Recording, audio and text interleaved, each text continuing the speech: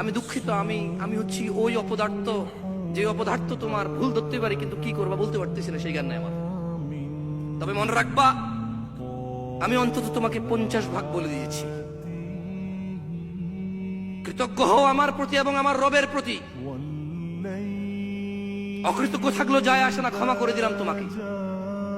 কেউ তোমাকে বলছে না তুমি ভুল করছো, আমি তোমাকে বলছি তুমি ভুল পথে আছো।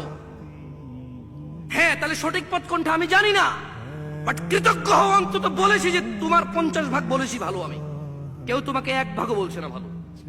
বাকি 50 ভাগ ইনশাল্লাহ বলবো যখন জ্ঞান আসবে, অথবা তুমি নিজে একটু বিবেচনা করে দেখবা বাকি 50 ভাগের সমাধান তোমার কাছে আছে, আমার কাছে নেই।